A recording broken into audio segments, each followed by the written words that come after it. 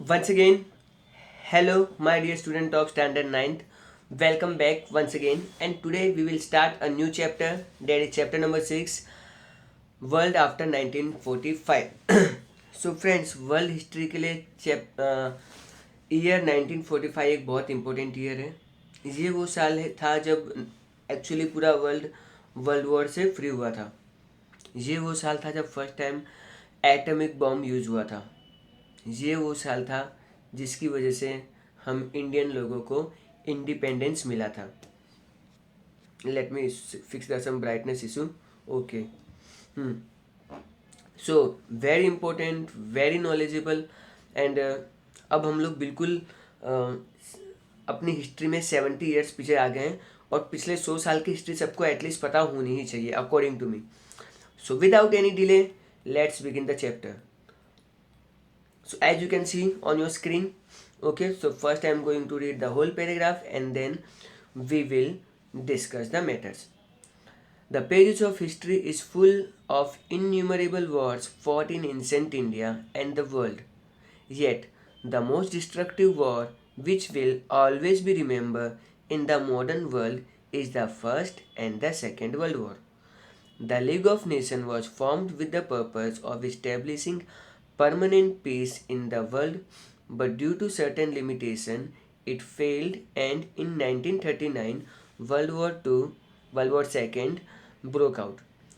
The disturbed state of mind and the horrors of the World War II persuaded human beings to once again matter effort for peace and protection of independence. This resulted of United Nations 24th October 1945. So friends, here they are talking about the history part. And in that history part हम लोग बात कर रहे हैं कि इतिहास में बहुत सारी लड़ाइयाँ लड़ी गई. इंडिया में भी हुई, कुछ दुनिया में भी हुई. लेकिन ऐसा माना जाता है सबसे ज़्यादा अगर किसी में डिमोलिशन हुआ था तो वो था world war 1 and world war 2. देखो, यूनाइटेड नेशन फॉर्म अब जो चल रहा है उससे पहले एक सेम ऐसी इंस्टीट्यूशन बनी थी जो उसका प्रीवियस वर्जन हम बोल सकते हैं, एंड उसको हम लोग कहते थे लीग ऑफ नेशन.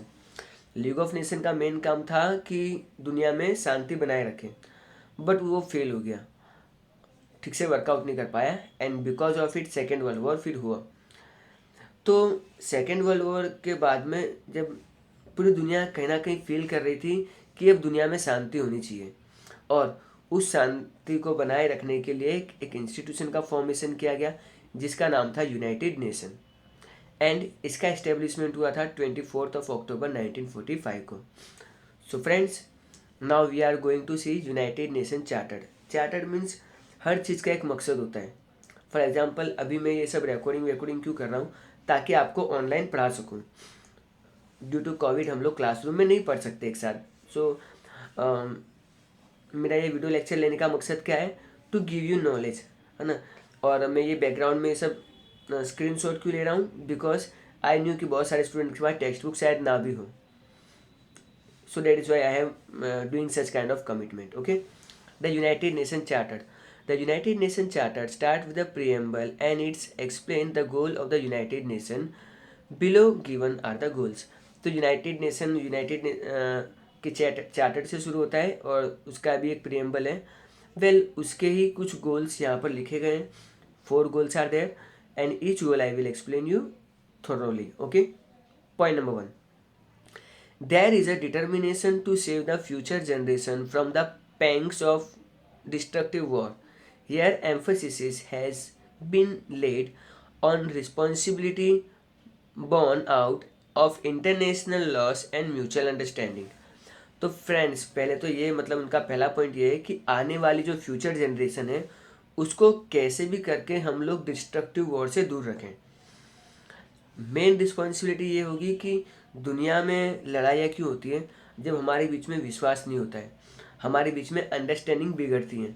तो इनका यही काम मेन होगा कि लोगों एक कुछ इंटरनेशनल लॉस बनाए जाएं जो सबके लिए कॉमन हो और लोगों में म्यूचुअल अंडरस्टैंडिंग हो. इसलिए ये लोग बहुत ज़्यादा बिजनेस पे फोकस करते हैं, क्योंकि आपस में जब बिजनेस करेंगे तो लड़ाइयाँ होने के चांसेस कम हैं. चलो आगे बढ़ते हैं पॉइंट नंबर 2 पे. Emphasis has been laid on developing tolerance mutually so that the whole world develop socially. ठीक है, थोड़ा बहुत तो सहन शक्ति होनी चाहिए हमारे अंदर। हर चीज़ पे हम लोग तुरंत रिएक्ट कर देते हैं, वो भी कई बार सही नहीं होता है। हम लोग एक दूसरे की चीज़ें समझें, एक दूसरे की ज़रूरतें समझें एंड सोशली भी डेवलप करें। Point number 3, economic, social, cultural problems should be solved with the intervention of the United Nations, and human rights as well as basic freedom should be disseminated irrespective of caste, language, gender और religion। देखो, हर country की कोई ना कोई problem होती है। कुछ लोगों को कल्चरल प्रॉब्लम होती है, कुछ लोगों को सोशल प्रॉब्लम होती है, कुछ लोगों को इकोनॉमिक यानी पैसे की प्रॉब्लम होती है। तो ये यूनाइटेड नेशन इसमें इंटरफेयर करेगा और उनकी प्रॉब्लम सॉर्ट आउट करेगा, चाहे वो किसी भी कास्ट से बिलोंग करते हो, चाहे वो किसी रिलीजन से बिलोंग करते हो, जेंडर से बिलोंग करते हो, it doesn't matter for them. And fourth and the last point, lastly appeal to all the nation for cooperation to achieve this objective. और लास्ट में सारे मेंबर्स नेशनों को ये अपील की गई है कि आप हमारा साथ दीजिए और हमारे ऑब्जेक्टिव को अचीव करने में हमारी हेल्प कीजिए। Okay, now last two lines of this paragraph. This United Nations Charter concludes the dismissal of war and constant urge for peace is the main objective of United Nations. तो आखिर में United nation का जो charter है वो सभी देशों से लड़ाई को छोड़ने के लिए कह रहा है और ताकि दुनिया में शांति बनी रहे। अगर सब देश यूनाइटेड नेशन की माने ना तो they have to stop making the weapons. वही पैसा वो पब्लिक के डेवलपमेंट में भी यूज़ कर सकते हैं। यह यूनाइटेड नेशन चाहता है basically. Now we are going to see the cold war and reasons and consequences. अब ये कोल्ड वॉर का क्या सिनारियो है एंड ये सब क्या है, well of course we are going to see in this paragraph. So let me go through the first paragraph and then I will explain you the things. Now, through the World War II got over, it resulted into creation of America and Russia as superpower while taking the place of England and France. In war, England, France, Russia and America were together, but Russian administration policies created difference and thus America and England separated. A strong competition between the two superpowers, that is America and Russia, to establish supremacy over the world emerged after the Second World War. The power was centralized between two poles, that is America and Russia. Therefore, this time is considered as bipolar world order. Owing to the extremely tense relation between the two power blocks, this phase is called the Cold War phase. At various incidents, both the superpower almost came into conflict with one another. देखो, जैसे ही world war 2 होता है ना, world war 2 से पहले क्या था, पूरी दुनिया में दो ही बहुत पावरफुल कंट्री थे, एक था फ्रांस और दूसरा था इंग्लैंड। बट जैसे ही ओके स्टैंडर्ड 10th का लेक्चर चेंज हुआ है, 10th एंड 12th वालों का। ओके नाउ इसके बाद जैसे ही वर्ल्ड वॉर 2 ख़त्म होता है, ये दोनों कंट्री बहुत वीक हो जाते हैं। अब पूरी दुनिया में दो नए सुपर पावर कंट्री आ गए और वो हैं यूएसए, दैट मीन्स अमेरिका, रसिया जिसको हम लोग उस टाइम पे सोवियत यूनियन कहते थे। नाउ ये चारों कंट्री वर्ल्ड वॉर में तो एक साथ लड़े थे, लेकिन बाद में इनके कुछ ओपिनियन में डिफरेंस हुआ और अलग हो गए। अब ये चाहते हैं कि पूरी दुनिया अब हमारी सुने। कंपटीशन होती है ना, तो ये कुछ कंट्रीज को अपने साइड करना चाहते हैं, वो अपने साइड करना चाहते हैं। सो एक तरह का कंपटीशन स्टार्ट हो गया between America and Russia. And ये जो फेज था ना, इसको हम लोग कहेंगे cold war phase.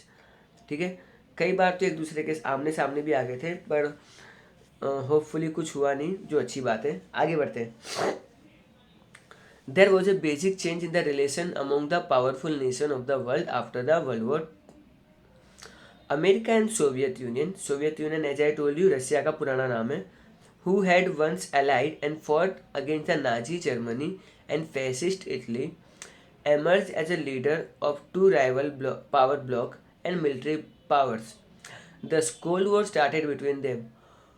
Though Britain and France were also emerged victory, yet they lost the status of the great powers due to the terrible ruination caused by the ravage of war and ending of the imperialism. Germany, Italy, and Japan not only lost the war but also ruined economically, politically, and militarily. After the war, the Soviet Union, that is Russia, captured the eastern areas of the Germany and the eastern countries like Austria, Albania, Hungary, Yugoslavia, Czechoslovakia, Poland, Romania, Bulgaria, and the Baltic states. Later on, they gave away the reins of power to respective communist parties to those countries. They did this to continue the superiority of this country. देखो friends, अभी हम लोग थोड़ा और आगे बढ़ते हैं। तो जैसा कि हमने देखा कि वर्ल्ड का पूरा सिनारियो चेंज हो चुका है। इंग्लैंड और फ्रांस का जो सुपर पावर का टैग था वो जाके अब सीधा रसिया एंड अमेरिका को मिल चुका है। ये अमेरिका और सोवियत यूनियन जो पहले जर्मनी और इटली के और जापान के अगेंस्ट में लड़ी थी, अब ये दोनों आमने सामने आ गए। थे पहले दोस्त लेकिन अब दुश्मन हो गए एंड ये कोल्ड वॉर का फेज शुरू होता है। इंग्लैंड एंड ब्रिटेन और फ्रांस की बात करें, भले ये जीत गए थे लेकिन एक तरह से इनकी हालत बहुत पतली हो गई थी because of the world war and इनका जो मतलब पूरे वर्ल्ड पे जो एक इस्टेब्लिशमेंट था वो धीरे धीरे वीक होने लगा था। जर्मनी, इटली और जापान की बात करें, वो तो हारे तो थे ही, इकोनॉमिकली, पॉलिटिकली और मिलिट्री सब तरीके से वो कंगाल हो चुके थे। But after the second world war जो रसिया था उसने जर्मनी का east part and as well as मैंने जितने भी नाम पढ़े ना, Austria, Albania, Hungary, Yugoslavia, Czechoslovakia, Poland, Romania, Bulgaria and Baltic states, इन सभी एरियाज पे कब्जा कर लिया और वहाँ पे अपनी पपेट गवर्नमेंट बिठा दी। पपेट गवर्नमेंट मीन्स नाम की गवर्नमेंट है लेकिन चलती रसिया की है। तो बेसिकली इनके बीच में एक और इशू था। रसिया जो था, Soviet Union, they are following communist ideology. Today in today's modern world communist ideology is strictly followed by China only. बाकी England and their bloc is they are focusing on the democratic values. तो ये कहीं ना कहीं ideology की भी लड़ाई हो गई थी और ये दुनिया को अपनी सुपीरियरिटी दिखाना चाहते हैं and all that. Now okay, now during 1949 by conducting a nuclear test, the Soviet Union directly challenged the monopolistic nuclear power of America. Meanwhile, the democratic system was gradually established in the Western European countries that was liberated by British and American forces. तो अभी तक 1945 में जो nuclear power था वो सिर्फ America के पास था, but in 1949 meanwhile Soviet union ने भी टेस्ट कंडक्ट कर लिए एंड दे शो दैट आप दुनिया में अकेले नहीं हो न्यूक्लियर पावर बम वाले, हमारे पास भी एटम बम है। एंड इस चीज़ को समझते हुए इंग्लैंड एंड अमेरिका ने, ब्रिटिश एंड अमेरिका ने मिलकर एक तरह से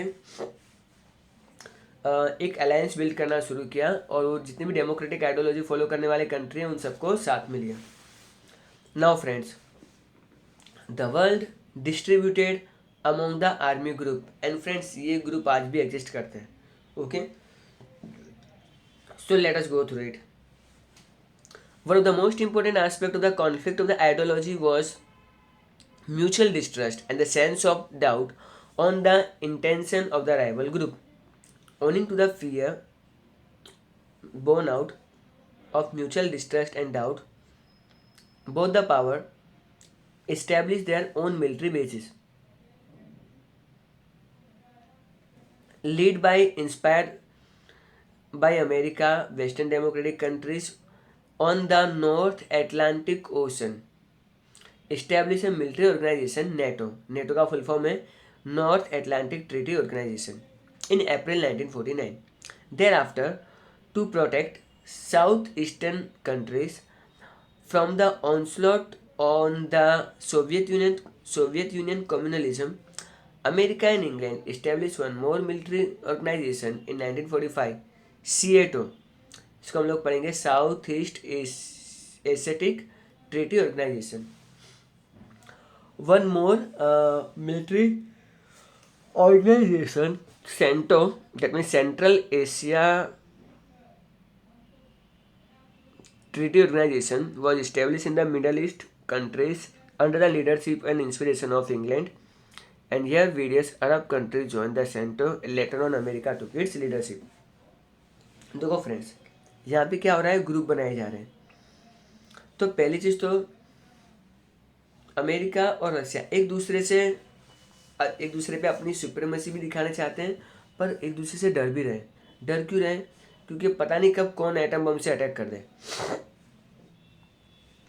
ठीक है, तो इन लोगों ने अपनी मिलिट्री पावर को स्ट्रॉन्ग करना शुरू किया. इसके लिए पहली शुरुआत की अटलांटिक के आसपास जितने भी यूरोपियन कंट्रीज जो स्पेशली वेस्ट साइड में आते हैं, इन्होंने वहाँ पे नेटो इस्टेब्लिश किया अप्रैल 1949 में. एंड फिर इन लोगों ने एशिया में भी कम्युनलिज्म ज़्यादा स्प्रेड ना हो रशिया सोवियत यूनियन का, तो इन्होंने सीएटो भी फॉर्म किया. इसके अलावा मिडल ईस्ट कंट्री में भी कम्युनलिज्म ना स्प्रेड हो जाए, इसके लिए सेंटो ग्रुप फॉर्म किया गया. एंड उसकी लीडरशिप अभी अमेरिका ने ले रखी है. Okay friends, now disarmament. Okay, so let me go through first two small paragraph and then I will move ahead. So armament, disarmament, nuclear weapon creation and its application.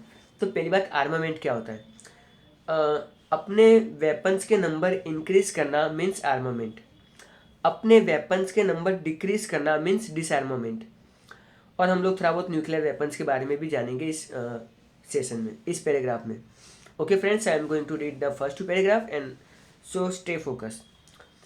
The cold war, which was meant for the dominance over the world, gave rise to the fierce competition among the superpower.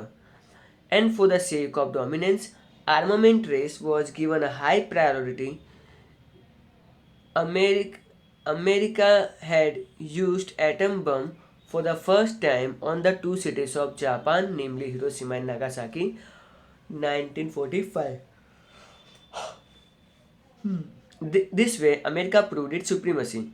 Within next 4 years, Soviet Union too proved its capability of making atom bomb by conducting a nuclear test. This created a power balance between the superpower. तो cold war की शुरुआत होती है, तो पहले तो America बहुत powerful होता है, क्योंकि अमेरिका ने दुनिया को बता दिया है कि हमारे पास है एटम बम. एंड इन्होंने इसका इस्तेमाल भी किया था वर्ल्ड वॉर 2 में हिरोशिमा एंड नागासाकी, जो जापान के 2 शहर हैं. बट ये सुप्रीमेसी एक अपर हैंड दे रही थी अमेरिका को. बट अगले 4 साल बाद सोवियत यूनियन ने भी एक न्यूक्लियर टेस्ट कंडक्ट किया एंड उन्होंने भी दुनिया को बता दिया कि भैया तुम्हारे पास ही न्यूक्लियर बम नहीं है, अब हमारे पास भी है. ओके, अब इफ़ यू सी अमेरिका से थोड़ा नीचे, अगर आप लोग मेक्सिको से थोड़ा सा अगर राइट में देखोगे और अमेरिका के थोड़ा बॉटम में देखोगे, आपको एक छोटा सा कंट्री मिलेगा क्यूबा. उसको लेके भी अमेरिका एंड सोवियत यूनियन के बीच में थोड़ा बहुत टकरार हो जाती है. क्या होता है, let's see in this paragraph. America declare blockade on the communist Cuba. It was on south east. To defend Cuba against the possible attack of America, the Soviet Union sent ships loaded with the nuclear missile in the Caribbean Sea. Both the superpowers threatened each other to use nuclear weapons. The world was almost on the verge of the nuclear war. Finally, leaders of America and Soviet Union had a talk on the hotline for the first time. The Soviet Union decided to withdraw its ship, and America decided to curb nuclear missile aimed toward the Cuba. The whole episode is known as the Cuban Crisis. This episode is very important. This is a very important episode in the world politics. It begins communication between two superpowers. The incident is important toward the process of the disarmament nuclear weapon. The entire Cuban crisis is considered as the beginning of the end of the Cold War. So friends, अगर मैं बात करूँ तो Cuba एक तरह से communist government establish करा था. एंड अमेरिका को ये चीज़ पसंद नहीं थी कि उसके पास वाला कोई पड़ोसी कंट्री रशिया की आइडियोलॉजी फॉलो करे. तो उसने क्या किया, अपनी सारी मिसाइल्स को अपने सारे मिसाइल का जो मुंह है वो क्यूबा की तरफ उसका डायरेक्शन फिक्स कर दिया। कंप्लेन मिलने पर क्यूबा ने जब कंप्लेन किया तो सोवियत यूनियन भी अपनी वॉरशिप्स लेके आ गया, and that is loaded with a nuclear missile. तो कहीं ना कहीं पूरी दुनिया पे एक न्यूक्लियर वॉर यानी थर्ड वर्ल्ड वॉर का भी खतरा मंडराने लगा था। Finally American leaders and Soviet Union के लीडर्स ने आपस में बात की, एंड फाइनली ये डिसाइड हुआ कि सोवियत यूनियन की शिप्स पीछे हट जाएंगी और अमेरिका भी अपनी जो मिसाइलों का जो डायरेक्शन है वो क्यूबा से चेंज कर लेगा। ये पूरा इंसिडेंट, ये जो पूरा एपिसोड है, घटनाक्रम है, इसको हम लोग कहेंगे क्यूबन क्राइसिस। ओके। और दुनिया को पहली बार लगा कि दोनों कंट्रीज के लीडर के बीच में कुछ अंडरस्टैंडिंग है, और ये अंडरस्टैंडिंग बता रही है कि अब हम लोग शायद कोल्ड वॉर अब धीरे धीरे खत्म हो जाएगा। Apart from it, America, Soviet Union and Britain agreed to maintaining control over the nuclear production, experiment and proliferation. This agreement is known as the Partial Nuclear Test Ban Treaty. France, of course, refused to sign this treaty. China also conducted a nuclear test in 1964 and refused to sign the treaty. This treaty imposed ban on conducting a nuclear test in the open atmosphere, and of course, except Communist China, the other four ready to permanent member of the United Nations Security Council possessing the veto power. So friends, यहाँ पे ये लोग ऐसा कह रहे हैं कि देखो, आपके घर में आप वेपन्स रखते हो। मान लो आपके घर में एक वेपन है, ये वेपन आप किसी सेफ जगह पे रखोगे, कोई छोटा बच्चा उसको ना लो। अब मान लो आप आर्मामेंट कर रहे हो, आपके घर में बहुत सारे वेपन्स हैं। किसी दिन आपका बच्चा आएगा सामने और वो आपको बोलता है पप्पा हैंड्स अप। पप्पा की क्या हालत होगी, यू कांट इमेजिन, क्योंकि पप्पा को ही पता है उसमें जो गोलियां हैं वो लाइव हैं। और अगर बच्चे ने गलती से ट्रिगर दबा दिया तो सीधा फ्रेम पे माला ही लगेगी। इतने वेपन्स भी रखना सेफ नहीं है। उन लोगों ने कहा कि हम लोग अपने न्यूक्लियर वेपन्स को कंट्रोल करेंगे, और अब से न्यूक्लियर कोई भी टेस्ट ओपन एटमॉस्फेयर में नहीं होगा, क्योंकि इसमें एनवायरमेंट इश्यूज होते हैं एंड ऑल डेट। तो ज़मीन के नीचे टेस्ट कंडक्ट किए जाएंगे, एक दूसरे से बताए जाएंगे, और एक तरह से सभी देश मान जाते हैं चाइना को छोड़ के। और ये सारे के सारे जितने भी मेंबर्स हैं जिनके पास न्यूक्लियर वेपन्स हैं, ये सारे यूएन सिक्योरिटी काउंसिल में वीटो पावर भी पोजेस करते हैं। तो apart from the nuclear weapon and missiles, the super power have also developed the chemical biological weapons. These weapons are the mass destruction, can kill millions of people without damaging any materialistic wealth. People would die miserably while suffering from various diseases because of this lethal weapon. So friends, corona virus है, मान लो कि corona से भी कोई dangerous virus अगर हम लोग बना लें और कोई कंट्री में थोड़ा स्प्रेड कर दें तो कितना डेंजरस हो सकता है ना। हम लोग भले सामने वाले कंट्री पर डायरेक्ट अटैक नहीं किया, पर इनडायरेक्ट अटैक तो कर सकते हैं ना। तो बहुत सारे कंट्री बायोलॉजिकल वेपन्स भी बना रही हैं। ओके। और ऐसा माना जाता है, कुछ लोग ऐसी थियरी देते हैं कि कोरोना वायरस जो है ना वो चाइना ऐसे कोई केमिकल वेपन बना रहा था, लेकिन वो गलती से लीक हो गया और वुहान मार्केट में चला गया, एंड फिर तो भाई पूरा 2020 हो गया। ठीक है, आगे बढ़ते हैं।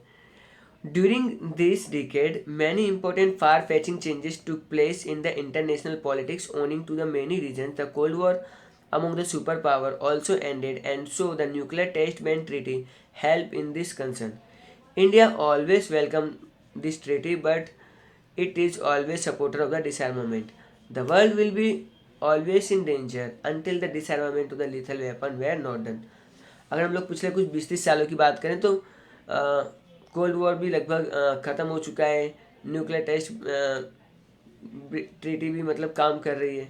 इंडिया ने भले उसको साइन नहीं किया। इंडिया चाहता है कि सभी देश मिलकर अपने न्यूक्लियर वेपन ही ख़त्म कर दें। This world should be without the nuclear weapons, जो अच्छी बात भी है। Okay, I think this is the final slide. चलो फटाफट फिनिश करते हैं। 1945 के बाद बहुत सारे देश आज़ाद हुए थे। India achieved independence in 1947 as I told you, and after a long freedom struggle, Owing to Britain policy of divide and rule, certain other regions, the country was also divided into two nations, basically India and Pakistan only, namely India and Pakistan. In the same way, the continuous struggle against the British country like Sri Lanka and the Myanmar got independence in 1948. तो Sri Lanka and Myanmar को independence मिला था 1948 में. In case of Indonesia, the United Nations play an important role in 1949. Indonesia 1949. Asian country like Laos, Cambodia and Vietnam got to independence. ठीक है, तो इन countries को बाद में इंडिपेंडेंस मिल चुका था. Now rise of the independent nation in Africa. ऐसा नहीं कि एशिया में कंट्री फ्री हो रहे थे, अफ्रीका में भी ये चीज़ें चल रही थी. The second world war prove to be the good omen for the enslaved nation of Africa. After the second world war countries like Abyssinia, जिसको हम लोग आज इथोपिया के नाम से जानते हैं, South Africa, Egypt were independent. So ये देशों को भी आज़ादी मिलती है. The second world war and the freedom struggle of Asian countries inspired the other African countries. It resulted into, during the tenure of 16 years from 1951 to 1966, 40 small and large country become free. तो जैसे Asia में सब country को free किया जा रहा था, वैसे ही फिर अफ्रीका में भी ये मूवमेंट शुरू होता है और ये मूवमेंट चलता है 16 ईयर्स तक. छोटे बड़े 40 कंट्रीज़ को यहाँ से वहाँ पे आज़ादी मिलती है. Imperialist country tried to have a supremacy over these countries, but this country either joined the superpower or military resources to got freedom. तो बाद में ये इन लोगों ने क्या किया, तो ये अमेरिका की साइड चले गए कुछ, या तो फिर वो रशिया की साइड जाने लगे. सो ये था हमारा सेशन नंबर 1. इन और session number 2 we are going to see non aligning movement क्या होता है, एंड हम लोग जर्मनी की कहानी पढ़ेंगे. ठीक है, जर्मनी में क्या सीन था, कैसे जर्मनी की वजह से थर्ड वर्ल्ड वॉर होते होते रह गया. ओके, एंड इंडिया और यूएन का क्या कनेक्शन है, that we are going to see in part 2. Part 3, of course, we are going to see how India's relation with its neighbor and other countries. Okay, so I hope आपको आज का session बहुत अच्छे से समझ में आया होगा. Well, thanks for listening me, and as always, bye everyone.